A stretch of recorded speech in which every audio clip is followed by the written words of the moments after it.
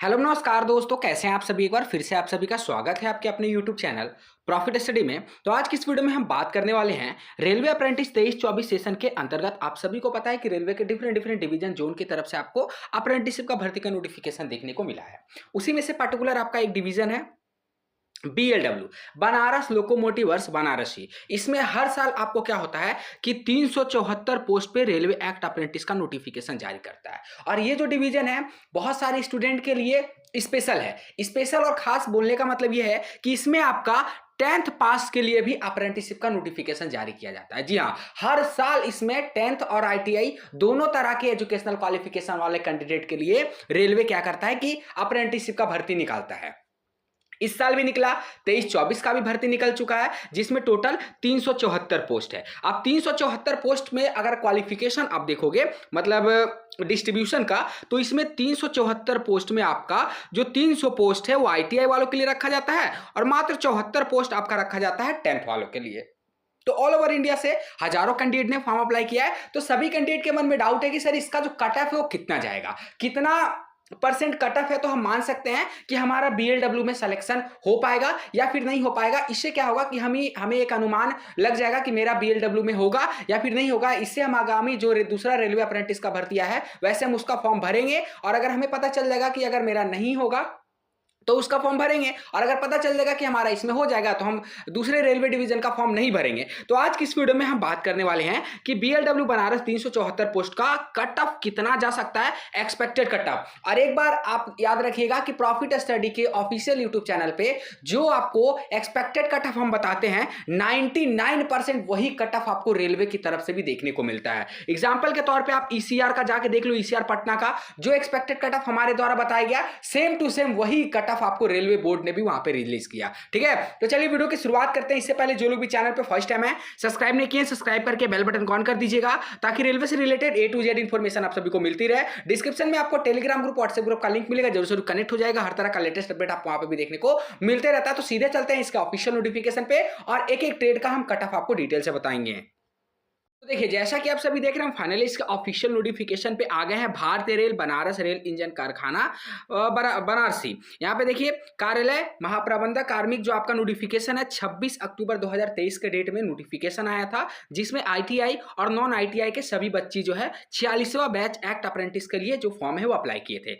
25 यहाँ पे आपका अंतिम तिथि का बात करें तो 25 नवंबर 2023 तक ऑल ओवर इंडिया के कैंडिडेट फॉर्म अप्लाई किए। अब बहुत जल्द आने वाला टाइम में उम्मीद है कि फरवरी में इसका डॉक्यूमेंट वेरिफिकेशन का मेरिट लिस्ट भी डिपार्टमेंट रिलीज कर देगा। ठीक है, अब यहाँ पे बात करते हैं एक्सपेक्टेड कट ऑफ का। वैकेंसी देख लीजिए, अगर आईटीआई में बात करेंगे, आईटीआई में टोटल तो 300 सीटें हैं जैसा कि मैंने पहले भी आपको बताया, और नॉन आईटीआई में अगर बात करेंगे तो आपका यहाँ पे टोटल 74 सीटें हैं। अब चलिए सबसे पहले कवर करते हैं कि आईटीआई में कितना कट ऑफ जाएगा। देखिए, हर साल यहाँ पे रेलवे एक्ट अप्रेंटिस का कट ऑफ बढ़ रहा, तो उसको मद्देनजर हम आपको यहाँ पे एक्सपेक्टेड कट ऑफ बताएंगे। सबसे पहले बात करते हैं फीटर का। तो फीटर में टोटल आपको 107 सीटें हैं, मतलब अच्छा खासा सीट जो है फीटर में रिलीज किया गया। इसका जो एक्सपेक्टेड कट ऑफ है, अगर आपका, और इसमें हाँ एक बात ध्यान रखिएगा कि इसमें जो मेरिट लिस्ट बनेगा वो सिंपल आपका 10th के आधार पे बनेगा। कैसे मेरिट लिस्ट बनाया जाएगा? सिंपल आपका 10th बेस पे मेरिट लिस्ट बनेगा। इसमें आईटीआई का कोई भी रोल नहीं है, इसीलिए फिर से हम एक बार रिपीट कर दें, नहीं तो बाद में आपको कंफ्यूजन होगा तो फिर आप कमेंट करोगे। इससे अच्छा पहले आपका यहाँ पे जो क्वेरी है उसे हम दूर कर दे रहे हैं कि बीएलडब्ल्यू में जो आपका मेरिट लिस्ट बनेगा वो 10th बेस पे आपका मेरिट बनेगा। अब ध्यान से सुनिए, जो फीटर का एक्सपेक्टेड कट ऑफ है वो आपका होने वाला है यहाँ पे 89 से लेकर के 92। इसके बीच अगर आपका यहाँ पे है तो आप अपने आप को सुरक्षित मान सकते हो कि 100% आपका डॉक्यूमेंट वेरिफिकेशन के मेरिट लिस्ट में नाम आ जाएगा। ठीक है ना, 89 प्लस होना चाहिए। 89 से कम वाले उम्मीद छोड़ दीजिए, मैं क्लियर कट आपको बोल दे रहा हूं कि 89 से जिसका भी कम है और जो बीएलडब्ल्यू में अप्लाई किए हैं नहीं हो पाएगा उनका। ठीक है, जिसका 89 से प्लस है वही लोग उम्मीद रखिएगा कि बीएलडब्ल्यू में आपका होगा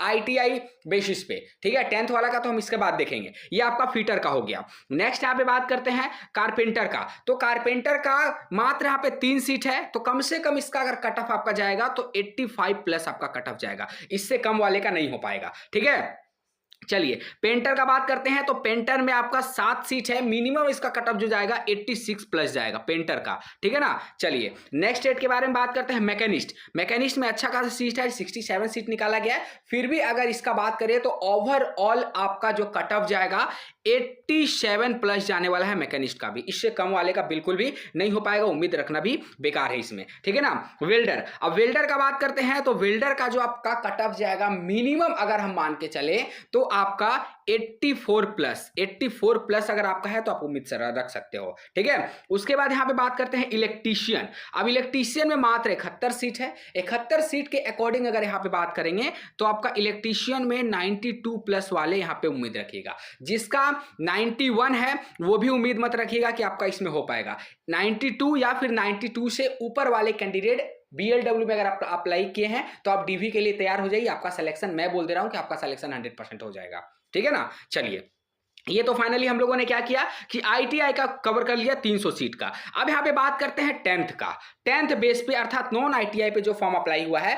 अब ध्यान से सुनिए कि नॉन आईटीआई बेस पे अगर आप बात करें तो आप चाहे फिटर से फॉर्म अप्लाई किए हैं, carpenter, painter, machinist, welder, electrician, छहों में से किसी भी एक ट्रेड से अगर आपका फॉर्म अप्लाई हुआ है, अगर आपका यहां पे बात करें 98 प्लस है, ठीक है, 98 या फिर 98 से ऊपर है तो आप मान के चल सकते हो कि आपका नॉन आईटीआई में बीएलडब्ल्यू में सिलेक्शन हो सकता है। हर एक ट्रेड का हम बता रहे हैं, ऐसा नहीं कि फीटर का, कारपेंटर, पेंटर नहीं।